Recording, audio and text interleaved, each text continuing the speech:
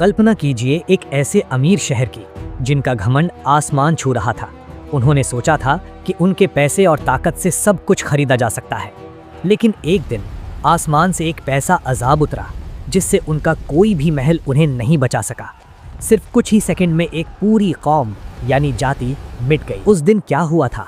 अल्लाह ने एक पूरे शहर को क्यों तबाह कर दिया? चलिए जानते हैं नबी शुएब अलैहिस्सलाम की उस रोंगटे खड़े कर देने वाली घटना को, जिसे अगर हमने नहीं जाना तो शायद हम भी उसी गलती की तरफ आगे बढ़ रहे हैं। हमारी इस दुनिया के इतिहास में कई कौमें आई हैं और फिर अपने गुनाहों की वजह से तबाह भी हो गई हैं। अल्लाह सुब्हाना ताला ने हर दौर में इंसानों को अंधेरे से रोशनी की तरफ लाने के लिए अनगिनत नबी और रसूल भेजे हैं। आज हम जिस कौम की बात सुनेंगे उसका नाम है मदियन कौम। मौजूदा जॉर्डन और सऊदी अरब के उत्तर पश्चिम में लाल सागर के पास एक उपजाऊ इलाके में ये मदियन शहर था। भौगोलिक नज़रिए से ये उस वक्त की दुनिया की सबसे अहम जगहों में से एक था। सीरिया से मिस्र या यमन से दूसरे देशों में जाने वाले बड़े बड़े व्यापारियों के काफिलों को इसी मदियन शहर से होकर गुजरना पड़ता था। अल्लाह सुब्हाना ताला ने इस मदियन कौम के लोगों को दोनों हाथों से नेमतें दी थीं। उनकी ज़मीन बहुत उपजाऊ थी, चारों तरफ हरियाली ही हरियाली थी। उनकी फसल बहुत अच्छी होती थी और अपनी लोकेशन की वजह से व्यापार करके वे रातों रात बेहिसाब दौलत के मालिक बन गए थे। उनकी ज़िंदगी में किसी चीज़ की कोई कमी नहीं थी। लेकिन इंसान की एक बहुत बड़ी कमज़ोरी ये है कि जब उसके पास बहुत सारा पैसा और पावर आ जाता है तो वो खुद को खुदा समझने लगता है। मदियन कौम के साथ भी बिल्कुल ऐसा ही हुआ। दौलत के नशे में अंधे होकर वे अपने बनाने वाले अल्लाह सुब्हाना ताला को भूल गए। उन्होंने अल्लाह की इबादत करना बिल्कुल छोड़ दिया और एक अजीब सी चीज़ की पूजा शुरू कर दी। उनके शहर के पास एक बहुत घना जंगल या पेड़ों का झुंड था जिसे पवित्र कुरान में आयका कहा गया है। उन्हें लगता था कि ये बड़ा सा जंगल और पेड़ पौधे ही उन्हें सब कुछ दे रहे हैं, इसलिए उन्होंने उसी जंगल की पूजा करनी शुरू कर दी। लेकिन सिर्फ मूर्ति पूजा या पेड़ों की पूजा ही उनका इकलौता गुनाह नहीं था। मदियन कौम का सबसे बड़ा और घिनौना गुनाह था उनका पैसों का लालच और भयानक किस्म का भ्रष्टाचार, करप्शन। वे पैसों के नशे में इस कदर पागल हो चुके थे कि हलाल और हराम का कोई फ़र्क ही उनके लिए नहीं रह गया था। वे बिजनेस के नाम पर लोगों का खून चूसते थे। वे नाप और तौल में कम देते थे। ये उनकी एक पुरानी और पक्की आदत बन चुकी थी। उनके बाजार में दो तरह के तराजू या बाट हुआ करते थे। जब वे बाहर से आने वाले किसी व्यापारी या आम आदमी से कोई चीज़ खरीदते थे तो वे बड़े और भारी बाट का इस्तेमाल करते थे ताकि नाप में ज़्यादा लिया जा सके।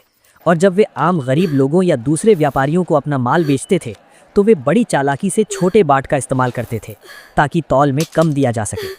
आम गरीब लोग उनकी इस खुल्लम खुल्ला चोरी और चालाकी को समझ तो जाते थे, लेकिन डर के मारे कोई एक शब्द भी नहीं बोल पाता था, क्योंकि मदियन कौम के नेता बहुत ही ताकतवर, घमंडी और जालिम थे। अगर कोई विरोध करता तो वे अपने गुंडों के साथ मिलकर उस पर जानवरों की तरह जुल्म करते थे। पूरा मदियन शहर जैसे गरीब और बेबस लोगों के लिए एक खुली जेल बन चुका था। सिर्फ बाजार में ही नहीं, इस मदियन कौम के लोग पेशेवर डाकू भी थे।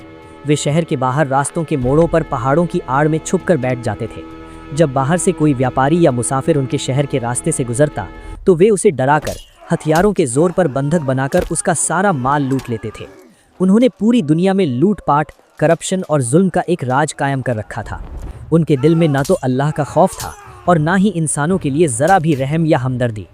जब इस समाज में गुनाहों की कोई हद नहीं रही, चारों तरफ सिर्फ गरीबों के रोने, जुल्म और हाहाकार की आवाज़ें बढ़ने लगीं, तब अल्लाह सुब्हाना ताला ने उन्हें सही रास्ता दिखाने के लिए उन्हीं के बीच से एक बहुत ही इज्जतदार इंसान को नबी के रूप में चुना। वो थे हमारे प्यारे नबी हज़रत शुएब अलैहिस्सलाम।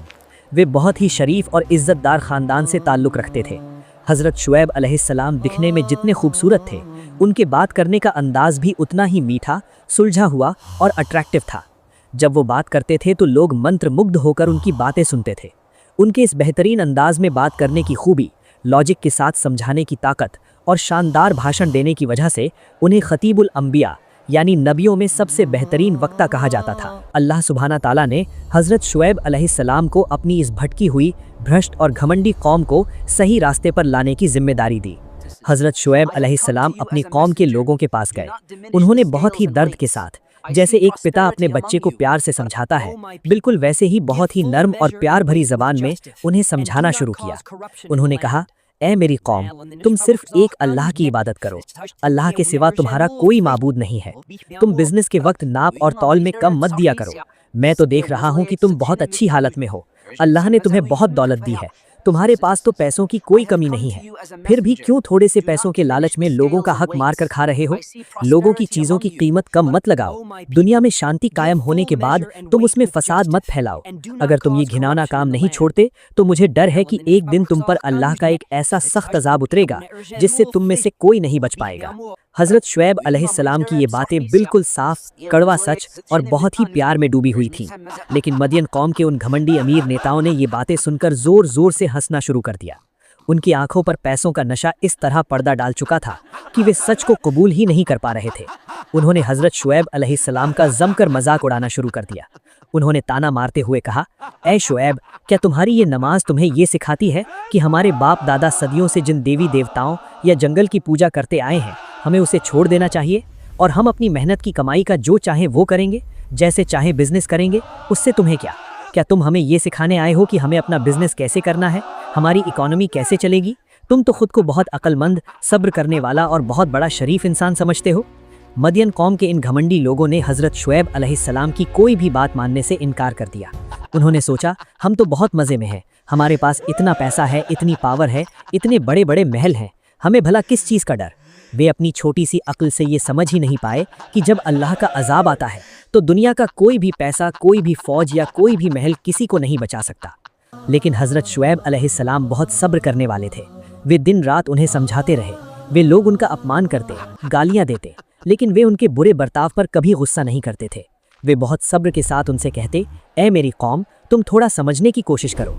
मैं तुम्हें जिस काम से मना कर रहा हूँ, मैं खुद कभी उसके आसपास भी नहीं भटकता। मैं तो बस यही चाहता हूँ कि तुम्हारी हालत सुधरे, तुम करप्शन छोड़कर सही रास्ते पर वापस आ जाओ। मैं तुमसे इस नसीहत के बदले में कोई पैसा या पावर तो नहीं मांग रहा। मेरी मजदूरी तो महान अल्लाह सुभाना ताला देंगे। मेरा तो सिर्फ अल्लाह पर ही भरोसा है और मैं उसी की तरफ पलटता हूँ। लेकिन मदियन कौम का पत्थर जैसा सख्त दिल ज़रा भी नहीं पिघला। वे अपने गुनाहों के रास्ते पर और भी बेखौफ हो गए। उन्होंने नाप में कम देना जारी रखा और आम गरीबों का खून चूसते रहे।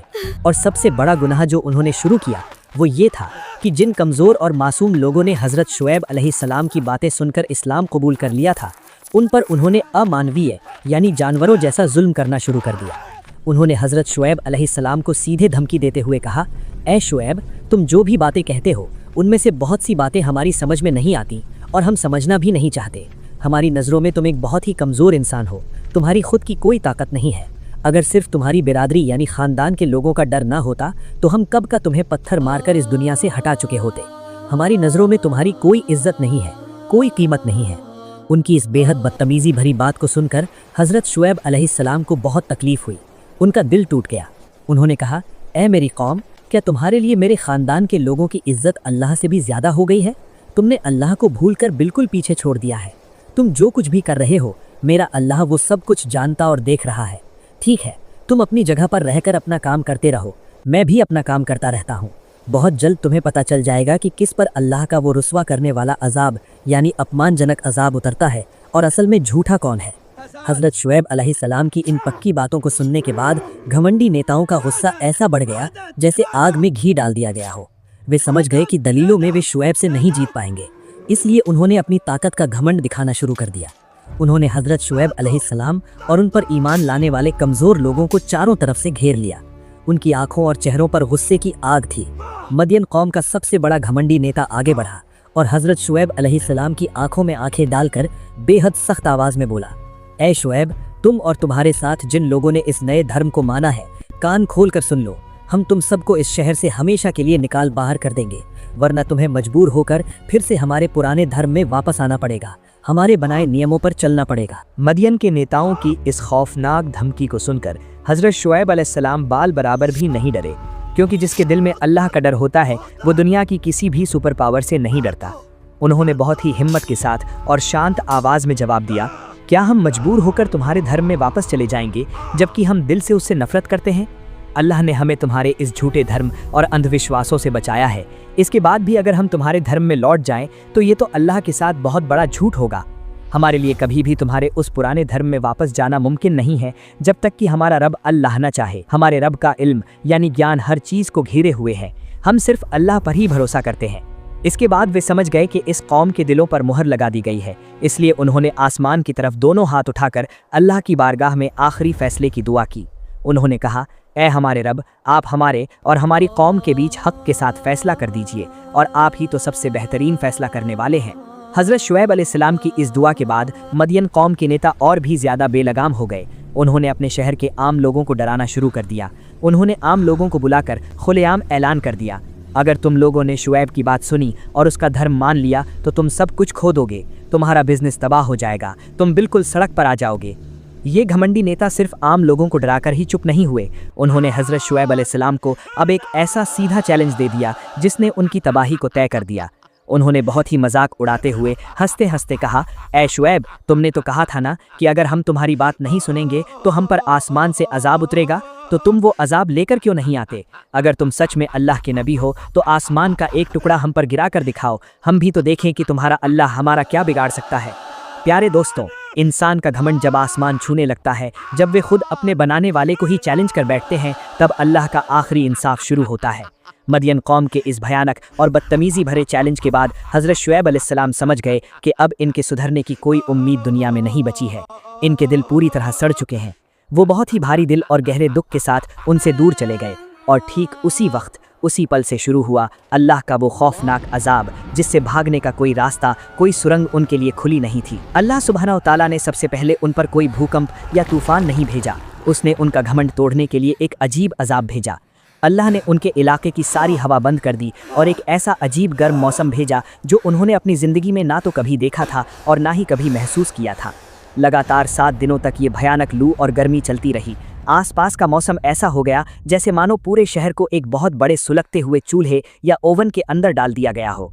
पेड़ों के पत्ते गर्मी से सूख कर काले पड़ गए और झड़ने लगे। कुएं, तालाब और नदियों का पानी जैसे आग की आंच से खौलने लगा। जरा सी हवा के लिए लोगों का सीना फटा जा रहा था।